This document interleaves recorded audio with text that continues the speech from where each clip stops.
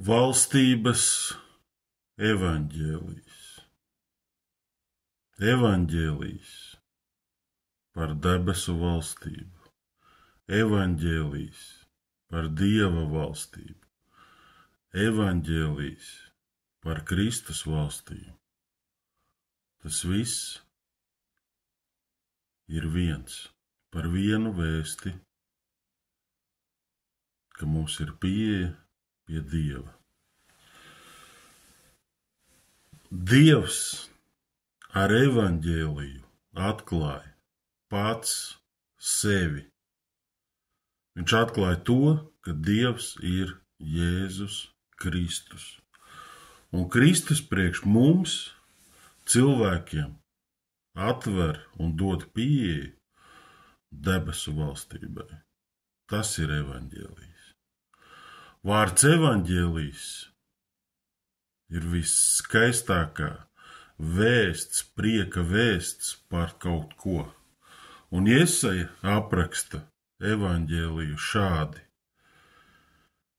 Cik mīlīgi ir kalnos prieka vēstneša soļi, kas vēstī mieru, atnes labas ziņas un sludina pestīšanu, kas saka Ciānai, tavs Dievs ir ķēniņš.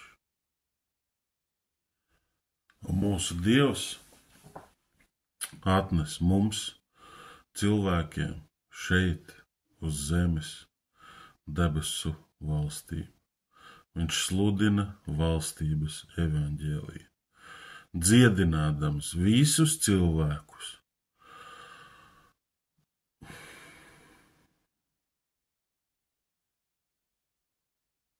Salabodams mūs, pieņemot. Dievs ceļ mūs, Dievs nepazemo, Dievs nav vājš. Un valstībā ir viena svarīga lieta.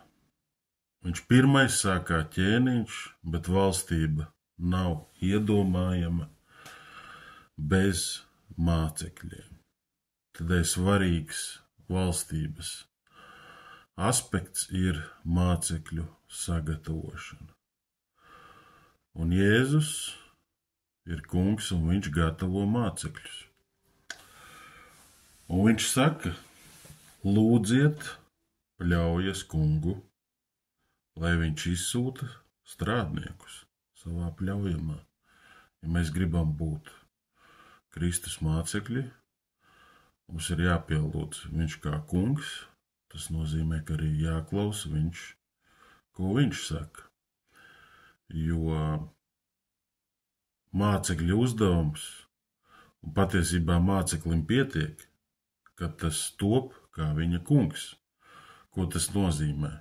Nedara pa maz un nedara pa daudz. Vajag būt tieši tā kā viņam.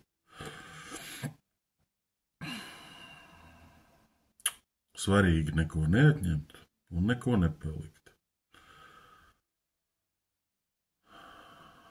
Jo evaņģēlijs ir laba lieta. Un, lai laba lieta darbotos, vajag pareizi to darīt. Un mēs palasīsim, ko Jēzus ir atstājis mums. Mateja evaņģēlija 10. nodaļā no 1. līdz 14. pantam. Un tad, kad viņi bija lūguši pēc tā, lai viņus izsūta, lai viņi tiktu ietērpti spēkā valstībā, tad Jēzus pieaicināja savus 12 mācekļus. Viņš tiem deva varu pār nešķīstiem gariem, tos izdzīt un dziedināt visas sērgas un slimības. Jēzus Kristus dod varu. Un pirmkārt, lai mēs staigātu šajā varā un spēkā, mums ir jālūdz, tad mums ir jāpieņem, un tad mums ir jādara tā, kā viņš to ir iekārtojis. Tālāk viņš nosauc visus apostoļu vārdus, tos nelasīšu, un tad viņš dod komandu. Viņš izsūtīja un pavēlēja. Nenoiet uz pagānu ceļu un neiet samariešu pilsētā, bet ejiet labāk pie Izraēla cilts pazudušām avīm. Ko nozīmē šodien? Kā Jēzus izsūta? Jēzus izsūta mūs caur svēto garu. Mums ir jābūt svētā gara vadītiem.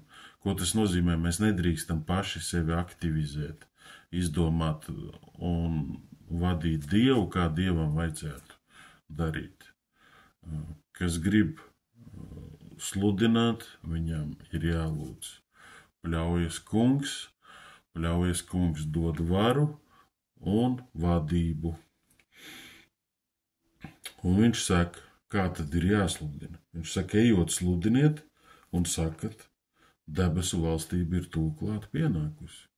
Viņš nesaka, ejiet, uzrādiet grēkus, sludiniet par elli, par pēdējiem laikiem, vai nezinu ko. Vienkārši vēsts, debesu valstība ir tūklāt pienākusi. Un tad dziediniet slimos, šķīstiet spitālīgus, uzmodiniet mirušos, izdzeniet ļaunus garus, bez maksas esat dabūjuši, bez maksas dodiet. Tātad tā ir dāvana. Mēs to pieņemam, lai dotu citam.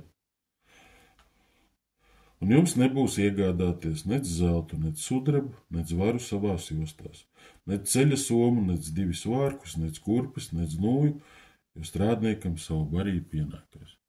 Pilnīga paļaušanās uz svētā gara vadību. Tas nav viegli, tas nav grūti, un nav arī uzreiz jāskrien. Jāsasniedz briedums. Kā tu zini, kad būs briedums? Tā, kad tu būsi svētā gara vadīts. Un kurā pilsētā vai miestā jūs ieiesiet, uzmeklējiet, kas tur vērts, un tur palieciet, tiekams jūs no turienes aiziesiet. Un namā ieiedami sveiciniet to.